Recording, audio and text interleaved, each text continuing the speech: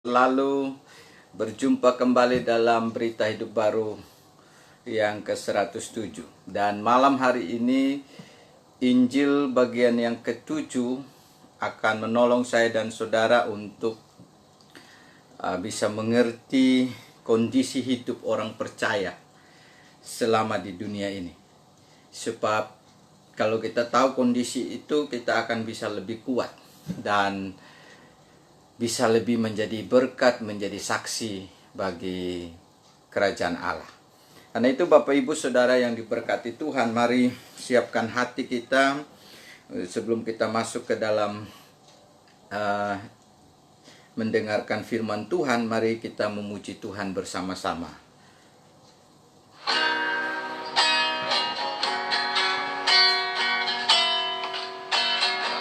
Allah yang setia, Bapa yang mulia, kasih-Mu besar Tuhan, Kau pulihkan hidupku. Kaulah harapanku, hidupku dalam. Terima kasih Tuhan. Terima kasih Tuhan, Kau selamatkan hidupku. Dengan apa kan ku balas segala kebaikan-Mu? Segenap hatiku menyembah-Mu Yesus, ku bersyukur padamu. Dan apakan ku balas segala kebaikan-Ku? Segenap hatiku menyembah-Mu Yesus, ku bersyukur padamu. Ku bersyukur padamu selamanya.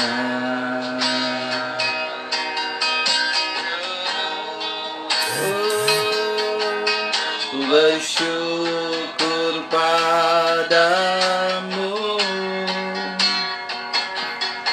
ku bersyukur padamu selamanya. Mari kita berdoa. Tuhan, Kau Allah yang setia, yang senantiasa menyertai kami, membimbing kami, menolong kami.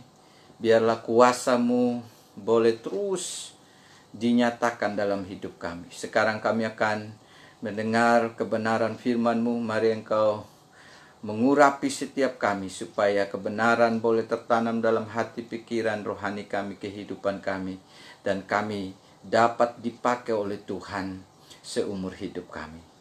Bekerjalah oleh Roh-Mu yang kudus, membuka hati, pikiran, rohani kami masing-masing, dan patahkan segala kegelapan yang ingin mencuri firman.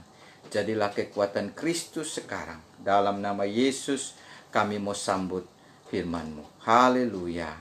Amin. Puji Tuhan. Bapak Ibu Saudara yang diberkati Tuhan, terima kasih karena terus bisa mengikuti berita hidup baru. Dan saya percaya bahwa berita hidup baru ini akan terus menjadi berita yang hanya dari kebenaran firman untuk menguatkan kita semua. Dan di Injil bagian yang ke-7 ini kita bisa melihat bagaimana kondisi hidup orang percaya selama di dunia ini. Di dalam Yohanes 17 ayat 11 dan 12, mari kita baca. Ini adalah doa Tuhan Yesus kepada murid-muridnya sebelum Yesus naik ke sorga. Mari kita baca bersama-sama firman ini. Dan aku tidak ada lagi di dalam dunia. Yohanes 17 ayat 11 sampai 12 bunyi firman Tuhan demikian. Dan aku tidak ada lagi di dalam dunia, tetapi mereka masih ada di dalam dunia. Dan aku datang kepadamu ya Bapa yang kudus. Peliharalah mereka dalam namamu, yaitu namamu yang telah engkau berikan kepadaku, supaya mereka menjadi satu sama seperti kita. Selama aku bersama mereka, aku memelihara mereka dalam namamu, yaitu namamu yang telah engkau berikan kepadaku. Aku telah menjaga mereka dan tidak ada seorang pun dari mereka yang binasa, selain daripada dia yang telah ditentukan untuk binasa, supaya genaplah yang tertulis di dalam kitab suci. Luar biasa kebenaran firman ini. Tuhan Yesus sendiri berdoa untuk murid-muridnya karena dia akan naik ke sorga. Dan dia minta kepada Bapa supaya murid-muridnya itu semua terpelihara. Karena selama Yesus bersama murid-muridnya, mereka semua terpelihara kecuali satu pribadi saja, yaitu Yudas. Kenapa Yesus berdoa seperti ini? Bahwa dia akan pergi dan mereka nanti masih tinggal di dunia ini. Sebab Tuhan Yesus tahu bahwa selama kita ada di dunia, kondisi kita hidup orang percaya, bahkan murid Tuhan, selama ada di dunia tidak akan luput dari namanya musuh, gangguan musuh, yaitu kegelapan. Saudara harus tahu bahwa ini doa Tuhan Yesus yang menyatakan bahwa kita akan diganggu. Karena itu Tuhan minta kita dipelihara oleh Tuhan dengan nama Tuhan yang penuh kuasa, nama Tuhan yang sudah menang. Terpelihara. Kenapa? Karena ini yang harus kita ketahui, bahwa selama kita ada di dunia, setan selalu ada dan selalu bekerja. Dan setan selalu ingin membawa yang tidak baik bagi hidup saya dan saudara. Jadi saudara, ini tidak gampang. Ini adalah satu gangguan yang luar biasa sebenarnya.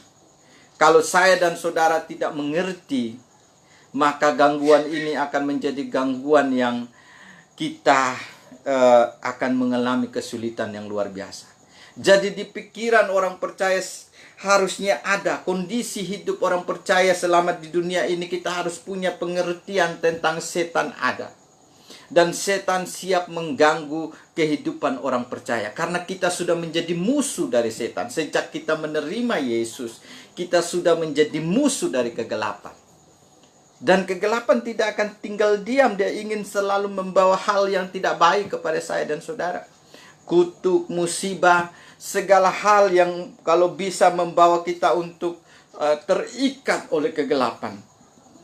Komplotan setan itu ada. Dan setan itu baru bisa diikat total setelah dunia ini berakhir. Ini yang harus ada di pikiran kita, di keadaan rohani kita, sehingga kita jangan santai. Kita tetap harus berperang dengan kekuatan Tuhan. Maka orang percaya selama ada di dunia bukanlah orang percaya yang santai,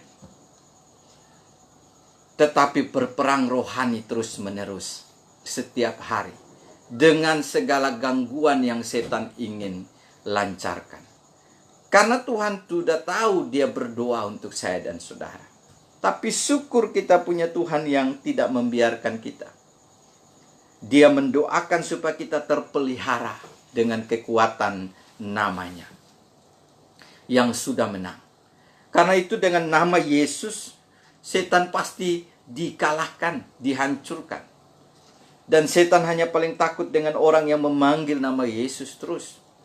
Yang percaya kepada Yesus dengan sungguh-sungguh, merenungkan firman Tuhan sungguh-sungguh, mengikuti firman, dan menjadi seorang penginjil setan paling takut dan paling benci. Karena itu kehidupan saya dan saudara harus dibekali ini. Di dalam ayat-ayat ini ada banyak tentang bagaimana setan bekerja, tapi saya tidak bagikan semua. Saudara hanya perlu ingat yang utama saja, bahwa selama kita ada di dunia, setan tetap ada dan ingin mengganggu kita. Yang dia paling tidak suka adalah orang yang setia menerima firman, setia menginjil, setia fokus kepada Tuhan. Dia paling tidak suka. Setia beribadah, setia menikmati kekuatan Tuhan. Setan paling ingin mengganggu. Kalau kita tidak untuk Tuhan hidupnya, dia tidak begitu mengganggu. Kenapa? Karena tidak begitu berdampak mengganggu dia. Hanya orang-orang yang fokus kepada Injil, kekuatan Tuhan, setan paling musuh dan paling ingin membawa segala gangguan. Tapi jangan khawatir. Tadi Tuhan Yesus sudah berdoa untuk saya dan saudara. Jadi hidup kita di dunia ini adalah mengerti setan ada dan siap berperang, berjaga-jaga, dan siap mengalahkannya dengan kekuatan nama Yesus. Yang kedua, kita harus tahu bahwa karena itu kita harus ingat paling tidak 5 hal. Kita harus mengerti sehingga kita bisa terus berperang. Kita harus mengerti siapa Kristus Yesus yang ada di dalam kita. Sehingga kita tidak lagi di dalam nama Yesus kita bisa total ikat setan. Dan yang kedua, percaya penuh kuasa Tuhan itu. Sehingga kita berani mengusir kegelapan. Kalau kita tidak percaya, kita tidak berani. Kita harus percaya bahwa hanya nama Yesus saja yang bisa melenyapkan segala kegelapan yang mengganggu, mengikat. Dan kita harus memegang teguh doa firman Tuhan di daerah. Berdoa dan menyatakan firman. Ketika kita berdoa seperti Yesus berdoa, maka kita bisa mengalami sesuatu yang kekuatan rohani yang luar biasa. Jadi ketika berdoa sungguh-sungguh, kegelapan bisa dipatahkan. Malaikat bekerja, Allah bekerja, Roh Kudus bekerja atas hidup kita. Dan kita harus meyakini bahwa Tuhan selalu ingin menyertai kita. Karena itu Tuhan ingin kita terpelihara dengan kekuatan penyertaannya. Dan yang kelima, kita harus menjadikan Tuhan sungguh-sungguh menjadi Tuhan di dalam hati saya. Menguasai hidup saya. Sehingga setan tidak punya tempat. Ketika Tuhan menguasai hidup kita, Roh Kudus berkuasa memenuhi kita, maka setan pasti bisa dipatahkan. Dengan 5 kekuatan itu, 5 hal itu, kita bisa mengalami kekuatan pemeliharaan Tuhan yang luar biasa. Kondisi kita di dunia ini banyak gangguan dari kegelapan, tetapi kita sudah punya jawaban dari Tuhan. Yang berikut, kita harus cek diri kita. Kita harus tahu bahwa setan ada, tapi kita harus tahu 5 kekuatan untuk bisa mengatasi kegelapan itu. Tetapi kita juga harus cek hidup kita. Apakah kita lebih menaruh Yesus menjadi Tuan rumah di dalam hidup kita, atau Tuhan Yesus hanya di pinggir hati kita, atau tidak sama sekali ada di dalam hati kita. Ada 3 gambar buah hati. Yang satu sama sekali tidak ada Yesus, sudah pasti orang yang akan binasa. Yang satu ada Yesus di hati, tapi di pinggir hatinya, ini orang yang masih dikuasai kedagingan, bisa diselamatkan, tapi sangat mengalami kesulitan hidup. Tetapi yang satu orang yang dipenuhi oleh Roh Tuhan, hatinya Yesus bertahta di hatinya. Kita harus sampai di Yesus yang bertahta di hati kita, sehingga itu menjadi kekuatan kita di tengah-tengah dunia ini yang jahat, yang penuh dengan kegelapan. Tapi syukur kita punya kekuatan yang Tuhan mau kita pakai. Jadi kalau Kristus di tengah kita, hati kita, buanglah kekhawatiran. Cara hidupnya juga kita di dunia ini kita harus tidak sama dengan orang yang tidak percaya nama Yesus. Tidak ada kekhawatiran, tidak ada ketakutan, tidak ada